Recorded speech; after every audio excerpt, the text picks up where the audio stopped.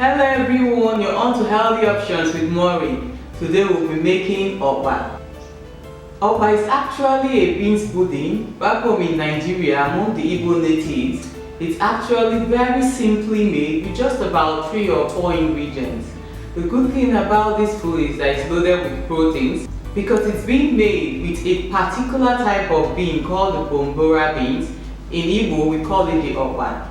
Come with me as we make this. I know for sure you will like it. So for our homemade Okpa, we'll be needing some Okpa flour. Like I said, this is a beans that has been ground into the flour form. So this is what the flour form looks like, and it's very popular back home in Nigeria where I come from. So this is the Okpa flour. It could also be referred to as the jugo flour or the bombora flour. So we'll be needing some of this. We'll be needing some warm water. We'll be needing some palm oil, popularly known as red oil back home where I come from. Then we will need some uziza seeds. This uziza seeds is very closely related to the black peppercorns. The name for the uziza seed is the West African pepper or the Piper Guineas. I already have it here in the powder form. So you either mill or you pound with a mortar and pestle to give you the powdered form of these seeds. We'll also need some sea salt. Then we'll be needing some Scotch bonnet peppers. Like I always say, for these peppers, it depends on your preference with heat. You could do with less or you could do with more. I won't be using all of this. I'll just be using a few of this. So I'm going to roughly chop this so that we can commence with our cooking. So as you can see, I just roughly chopped my peppers. Now we'll be commencing with the preparation.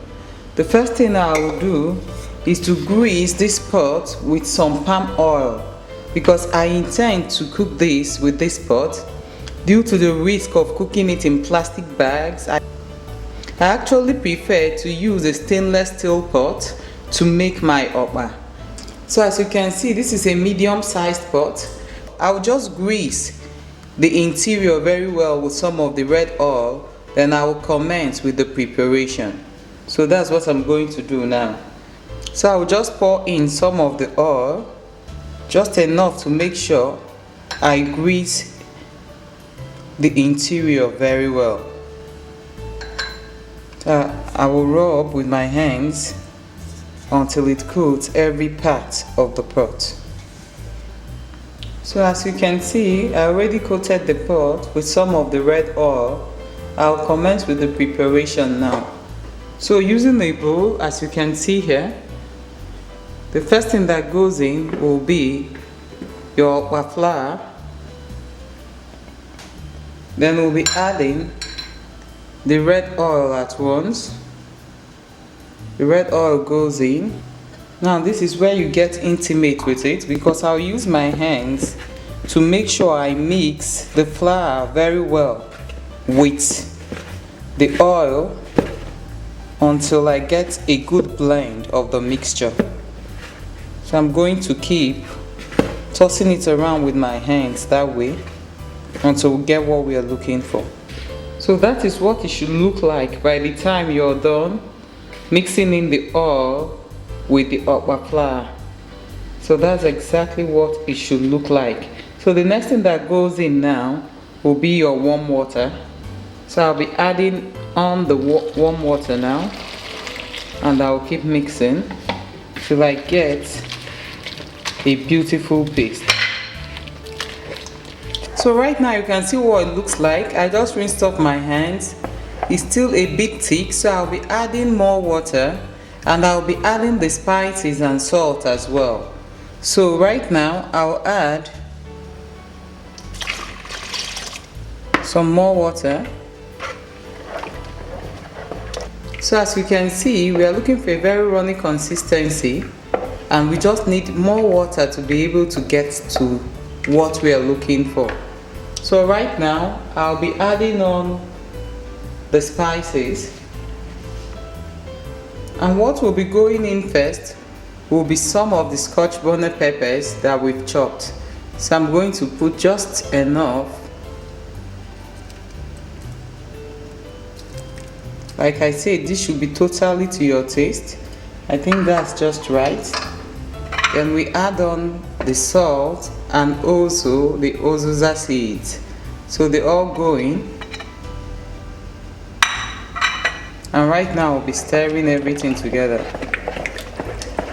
So right now, as you can see, we already have everything well combined. I've been heating up some water on the stove top. So I'm going to be transferring our okpa mixture into this already greased stainless pot, as you can see.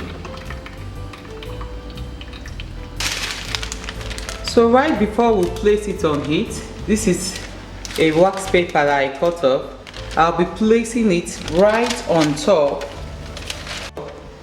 of the pot so that it can retain the steam. Then I'll be covering the pot tightly.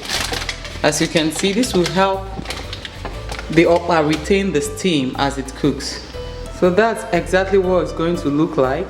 I'll be snipping off the extra edges before I place it in the boiling water. So that's what it looks like by the time you've snipped off the extra edges. So that's our boiling water in a bigger pot, and I'm going to be placing another covering just at the base of the boiling water, like that way, as you can see, so that the okpa sits on that base instead of sitting directly at the base of the pot. So as you can see, I just fit in the smaller pot into the bigger pot, and that's the boiling water right at the base there. So I'll be covering this and I will let it cook. I'll come back and show you what it looks like by the time I'm done. So I'm going to use the bigger cover to cover it and I will let it cook. So that's what it looks like by the time it's cooked. As you can see, I already inserted a knife inside to be sure it's completely cooked. Once the knife comes out clean, you know it's cooked. So right now, I'm going to try to get it off the pot and I will serve it and show you how it's being served. So as you can see, I just turned it out from the pot. That's the base of the pot. It came out with little or nothing sticking at the base and at the sides. So I will slice into the okpa and I will show you how it's being served. I'll be slicing into this now.